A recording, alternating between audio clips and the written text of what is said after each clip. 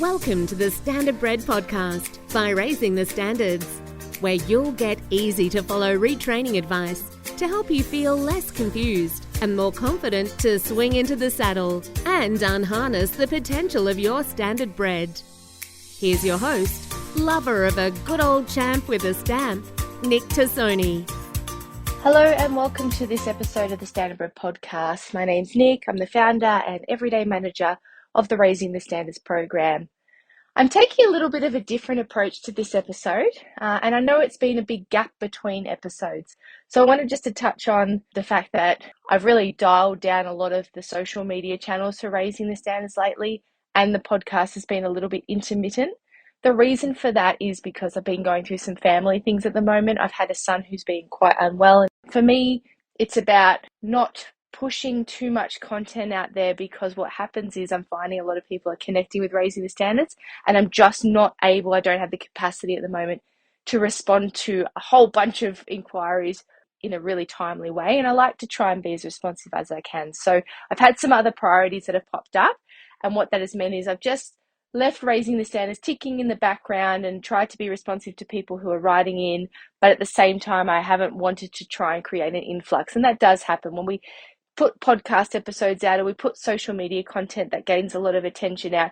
I typically start to get a lot of direct messages, DMs, emails and things, and I just want to be able to be as responsive to the Standardbred community as possible. So that's why I've really sort of just pulled back on that lately, just so that I'm not creating that flow of people reaching out while things have been a little bit of a juggle for me at home.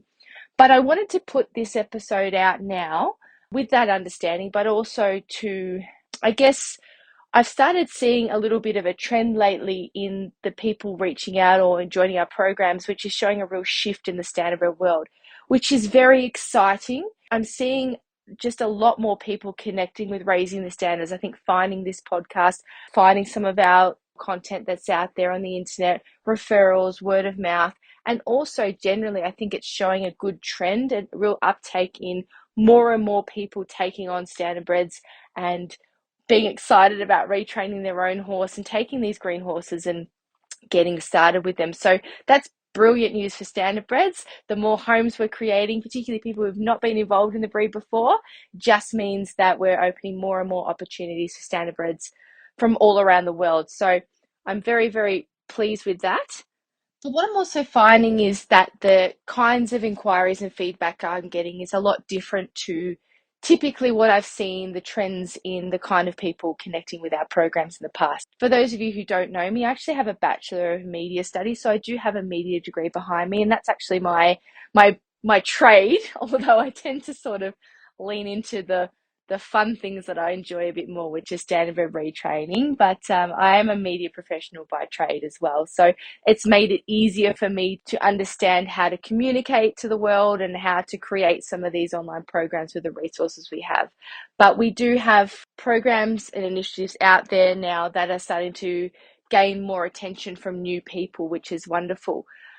With that, I think over the years, what I typically found was at the start, probably about 9 years ago when I started offering online programs, they were literally just PDF downloads back then. And I think as video and audio content has become more prevalent, we've been able to include that, which has been great.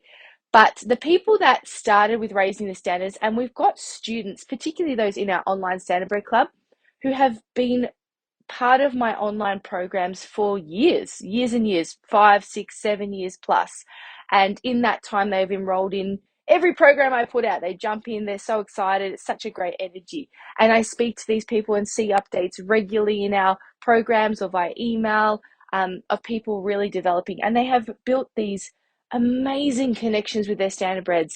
And although some of them, the journey didn't look like they thought it would at the very beginning. They thought that it would be an easy linear process to sort of get their Standardbred up and going, and then they'd be doing all these amazing things. It didn't look like that at first, and they needed help. And they've come in, they've connected, and we've started chatting, and they've worked through content, and have found that although they've had challenges and struggles, both in their personal lives and in their retraining, some of them have had injuries to their horses, some of them have had things just go wrong, some of them have completely changed the kind of riding they want to do. They started off wanting to do for example, showing and have ended up doing endurance, or vice versa, or wanted to do adult riding club and just found that they just really enjoyed trail riding more. Whatever it is, people have changed the plans along the way, and the horses have changed the plans, and life has changed plans. But throughout that experience, it's been entirely positive because they've had resources to help them to pivot and to understand how to work through challenges and how to work through also standardbred specific issues. But these people have been amazing students because they've taken time, and they will tell you that it's taken many years to get to where they want. But the beauty is that they started generally with quite young horses, so they've still got many more years ahead of them. And as cliche as it sounds, the journey has been the destination. It's been building beautiful relationships with their horses, having a horse who arrived who wanted nothing to do with them, really aloof, standoffish, would walk away, not interested in them, to being the horse that sees their car and comes running up to say hello. And it's not food oriented, it's connection oriented. People who standardbred started with looking like a racehorse, neat, fit, very upside down in terms of muscular development to what we want with standardbreds, turning like a sprinkler, not knowing how to bend their bodies, and now are out doing some incredibly athletic, versatile disciplines that really, things like jumping, where you have to jump and turn quickly, and things that were so different to harness racehorses. They've managed to do that over time. And even through my experience as a media professional, as I said, I also write a lot of articles as well as a journalist. And I've been phoning up and interviewing people who I've never met before, who have been out doing some amazing things with their standardbreds, had a lot of success in a huge variety of disciplines. And the theme, not only in the students I've seen and in my own life, but also talking to the people who are most successful with their standardbreds, is that it takes time. There is not one of them, not even the most highly experienced riders. And there have been some incredible horse people who have gotten involved with standardbreds after they're already up and going. They still take a lot of time to work through and to build the relationship that is the foundation for their success. It doesn't happen overnight. It takes time. What I'm seeing more recently, which I haven't seen in the past, and I think is very typical perhaps of what social media has done to our mindset, is we really live in an instantaneous sort of society now. We see reels of 15-second snapshots of the end result, but we're often not seeing in whatever that is, whether it's building a house or redecorating or being able to achieve something in fitness, weight loss, horse training. We're seeing snippets of people who have put weeks or months or years of dedicated, consistent work into something to have this amazingly inspiring final product. But we're not seeing the work that went in, and we're not seeing a realistic time frame of this is what I went through. And we're not seeing all the challenges and the frustrations and the setbacks that happened along the way. We get to see the end product. And when we scroll our social feeds, we're seeing 15 seconds of happy, successful moments over and over again. And it's programming our brains to think about the end goal with absolutely no understanding of how people are actually getting there and how that process looks. And it's a process no matter what you're doing. When you have a goal, there's a process to get there, right? When it comes to standardbreds, I'm used to seeing every day the result of the hard work, and I'm hearing the challenges, but I'm also seeing riders following these methods that I've put together that have worked for me, and they've found success, but they've been working at it for weeks and for months, and they're seeing these really happy little wins along the way that are feeding their happiness and their joy and their relationship with their standardbred. But I'm starting to see people come in now, they're discovering raising the standards, seeing the course, and it's almost like when I'm unpacking this process with these people and asking them what's going on, and some of the feedback has sort of been from people that I can go into our courses and see where people are getting stuck. I can see what modules people have worked through. They've done 5% or 10% or 20% of watching some videos from an entire course, and they've only been in the program for a day or two. And what I'm really hearing, if I read between the lines of the feedback, is that people are looking for a silver bullet. They want me to give them an exercise that will stop their standardbred from pacing, or that will get their standardbred to canter, irrespective of how long they've had their horse, where their horse is at in terms of muscular development, how long they've been off the track, how much riding they're doing, how regularly they're getting to work with their horse. None of that is factored into the conversation. The conversation is, I want my horse to do this. And I haven't been able to, and I won't be able to in any of my programs, give that answer. One size fits all. You want your Standardbred to stop pacing? Here, just do this exercise and you'll be on your way. It just doesn't work like that, unfortunately. And that's not just Standardbreds, that's horses, yep. Because they have a whole set of history, behaviors, expectations, habits that have been formed over many years. If you're not taking a foal and doing everything from scratch, they will have a history there. They may have had a negative experience. They may have had years standing in a paddock. Whatever it is that has meant that, for them, this is not a quick and easy process. For Standardbreds, on top of that, we also have the fact to consider that these horses may have been trained in gear that asks them to carry their body and move in gait patterns which are the opposite of what we want them to do under saddle. They may have their bodies conditioned, muscled, and through just genetics and conformation, bred to be able to do the job of pulling a cart at speed and holding their head up high to have good balance on the track. And this is the opposite of what we want in a riding horse. We want them long and low and supple and bendy. You know, they wear shafts in their sulky, which prevents the amount of bend they can do. So they've got no familiarity with that. Even with horses who are young, who don't have that racing history, we have genetics at play. There is evidence of a thing called a pacing gene. They've been talking about it for years. And what we're seeing as a result of that is I can go up to Standardbred studs and see little foals, a couple of days old, get up off the ground and start ambling or pacing. They're not even walking with a true 4-beat rhythm. They're not trotting. If they're bred to pace and they've got this genealogy that their mother was a good pacer and they're coming from good bloodlines of stallions, they're going to be predisposed potentially to have this gene and to find pacing really easy. So we have to unpack a lot with our horse, because what we're asking them to do in many ways, it's not even in their brain yet. In terms of, we talk about things like neural pathways in some of our courses, which is, it's the familiar habit, the thing that comes second nature. If your Standardbred was born as a natural pacer and from the moment they got up off the ground as a foal has been ambling or pacing, and you expect them to trot, you can't do that overnight. It doesn't matter how great a horse trainer you are, how many tactics or tools or exercises you have.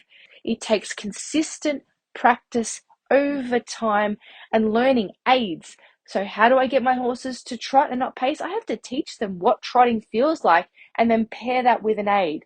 And in a learning environment with my horses, I also have to create this safe space for them to make what I'm determining as a mistake. So I would say a horse taking off in pacing in the context of what I want them to do, that's a mistake. I want them to trot. But for them, that's not a mistake. That's what they've been doing their whole life. And that's what has made the humans happy in the past as well. So now this new human is sort of saying to me, don't do that. But they have no idea what you want them to do. Yeah. So it takes time to put those building blocks of understanding within any skill that you want your horse to do. And unfortunately for some of our Standardbreds, things like cantering, it's a skill, or trotting without pacing, it's a skill because it's not what the horse is finding natural. And they have to learn that skill, and then it becomes second nature over time with consistency and practice and muscles that are starting to sort of develop in a different way to find that a little bit easier on their bodies. Same with turning and bends and circles. It's almost a skill for Standardbreds initially because they don't find it natural. So we've got to teach that, and then it becomes second nature, becomes part of the routine. But it takes time, and any good horse person will tell you that there's no quick fix. There's no one size fits all. You can have training systems that work really well, but they have to be implemented step by step with consistency and being able to make a mistake and then be corrected and then being reinforced that that was the right thing to do so that they understand that process. And that's what I've found over time has really helped the Raising the Standards students. The ones who have gone on and followed the programs and had success have taken their time with that. And it's the same for me with my Standardbreds as well and everything I'm doing at home. But there is no quick fix. And the foundation for teaching our Standardbreds things also heavily relies on the relationship you have with them. They need to have a connection with you so that they have some element of trust and obedience to your aids so that you create this positive working environment where the horse feels secure around you and you're giving them clear expectations and clear aids and cues for what you want them to do. And then you're giving them a clear understanding when they're getting it right or when they need to go back and to try again. And it takes a relationship. I mean, there are many different ways to look at horse training. I'm a bit of an amalgamator. I take some things from some systems and some things from others, and I also adapt on any given day based on the horse in front of me. The horse's general personality, if they're a little bit more on edge and a little bit more reactive versus those really quiet ones, or the ones that are, going to try and walk over the top of me, I will alter the way I handle them based on the horse, but I'll also alter things based on the horse on the day. I just went out, for example, this morning, and one of my horses, who's normally dead quiet, was running around like a fool, and he had his tail in the air and he's snorting. So something's happened in the paddock. And he's probably feeling really fresh because he hasn't had a lot of exercise because of all the rain lately, and so he's being fed well and he's feeling good. If I'm to bring him out, which I will in about an hour or two, I've got to adapt things a little bit. I've got to bring his energy down in the moment. So it's just a process, and every day you're going to have something new to work on, and there are going to be things that pop up that distract you from that process. Things will go off course, or you'll have to take more time than you expected working on one thing. But the essence of it all is there's no quick fix. You can't fix it just immediately because you want your horse to stop pacing. They've got to unpack all of this history, and then they've got to learn the new way of doing things, and it takes time.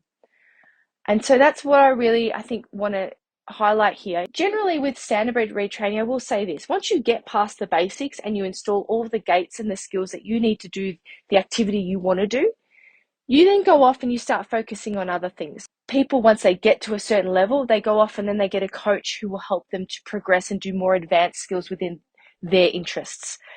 But when people first get a standardbred, or are having trouble with their standardbred, they tend to gravitate towards programs like Raising the Standards, where we help people with problems. But if you're here because you're having problems, I will say this: I can't help you if you're looking for a quick fix.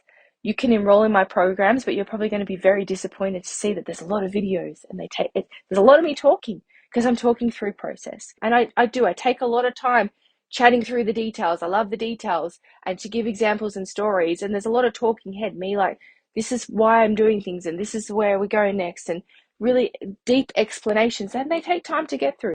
But if you're here because you want to create a better relationship with your standardbred, to understand the process to get to the end goal of working through problems with your standardbred, or to progress and to improve, then absolutely Raising Standards programs, our community, our online standardbred club. I mean, you go into our Facebook group for our online standardbred club, and the people that are in there, they're sharing the journey of, I had a little win and it's taken me several weeks, but how exciting is this? The people that are having the celebrations are the people that are ticking along, working on these things every day. They're watching a video, they're trying something new, they're expanding their mind, they're really patient, and we're seeing the results. And that's what you can expect from Raising the Standards in our programs. You can expect a huge support crew. You can expect a safe space to talk about the hard times, because sometimes when you talk about the hard times, you'll realize that it's not just something you're going through, it's something that is very typical within standardbreds and that other people have been through. And that they can either give you the, man, that sucks, I'm so sorry to hear that, that real sort of pick me up, the emotional support, but also, if you want it, the practical, like you can ask for advice within there. And people in our community, we have a very much a zero stance on any negativity. And it's just natural. I don't have to police it. Everybody in there speaks in a language of positivity and encouragement. But if you say, I'm having this problem, people generally are in there like, oh, I'm so sorry to hear that. I went through that too. I tried this. You could try that. Or if people ask, how did you guys do this? People are providing advice in a really positive and encouraging way. So it's a beautiful space to feel understood and to get some practical advice and some emotional support along the way for when things go wrong, because that's inevitable with animals with a mind of their own. Doesn't always go to plan, yeah? So that's what you can expect. And in some of our retraining programs, you will expect me to talk you through the process I go through to get to the stage where, for example, with pacing, my horses don't pace under saddle. I've had to dig into my archive, so I've grown as a retrainer. For me to be able to show videos of standardbreds pacing, I've had to dig back years into my archives until back to a time when I was working with client horses who were sent to me for retraining because they were pacing all the time. And they came to me and I had to correct it.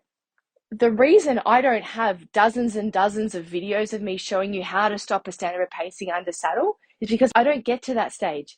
I start with groundwork and I do weeks, if not months, whatever the horse needs, for them to understand the aid to trot and to feel balanced at trot and to have practiced that and to know what that sensation feels like and to have an expectation through groundwork and riding from the ground and lunging and all these things that they now know what that means. So that when I'm sitting on their back and I put my leg on, I can give them an aid for trot that is so familiar that pacing's not even in their mind anymore. It's so far back in their memory and it's in the context of racing, but everything I've done with them has set them up to understand the trot aid.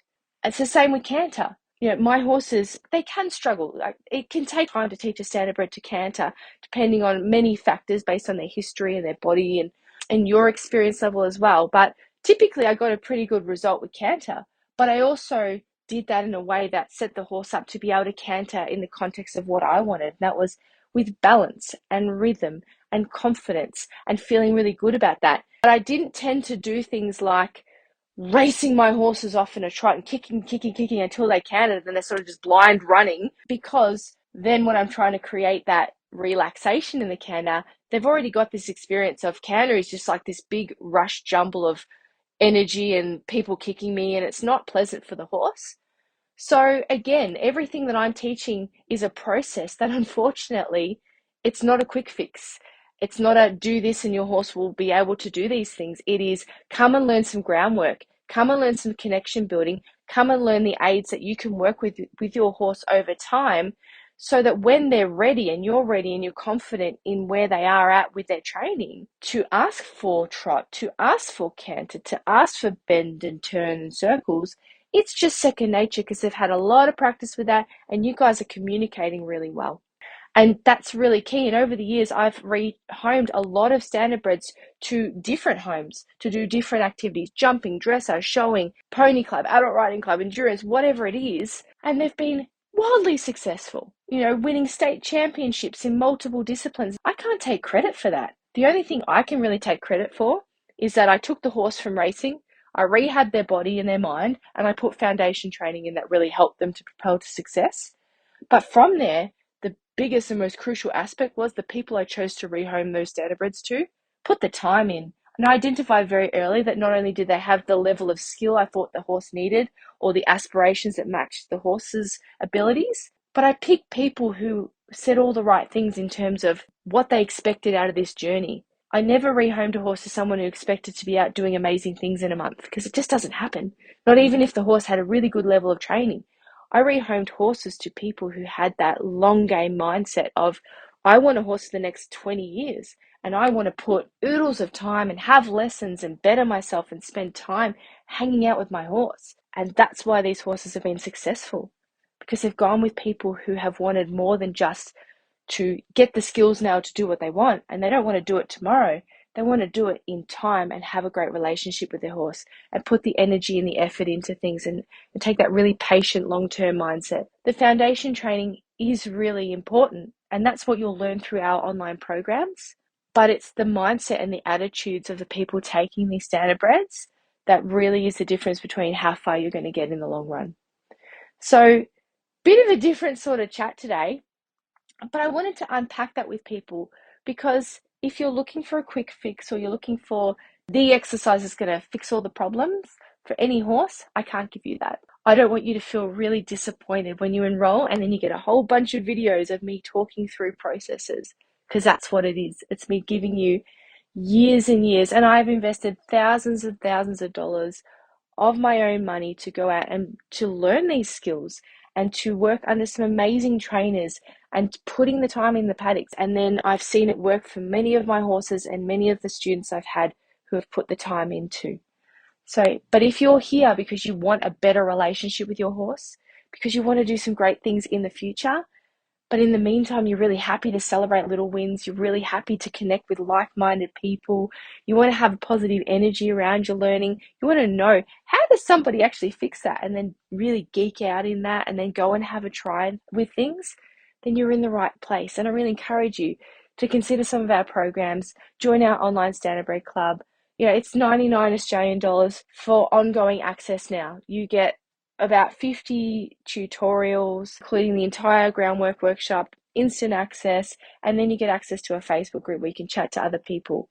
But we're all there with the mindset of let's build each other up, let's take our time, let's really celebrate the relationships and the journey with our standardbreds. And so that's what Raising the Standards really is. It is a support resource for a community of people looking to have great relationships with our horses and celebrate successes built over time through practice and patience and enjoying little moments with our horses. Thanks for tuning in. I have pre-recorded a couple of interviews for our podcast. As I said, I'm going through some process at the moment with home where I need to be mindful of how much I'm putting out into the world, because when I put things out, things come back in inquiries, and I don't like leaving people waiting a long time for responses from me. So over the next few weeks, there might be a little delay between episodes, and then hopefully we'll be able to kick on a little bit as things settle down in my personal life. All right, thanks guys. Bye.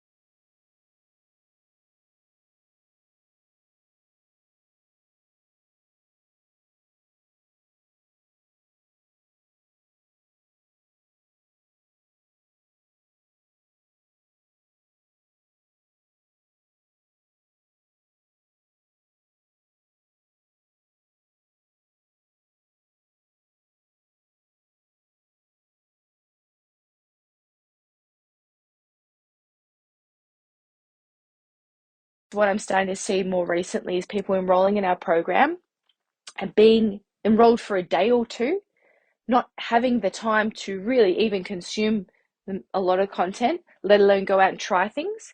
And they're coming back and they're saying, I'm not happy. And it's been really quite a disarming experience for me, because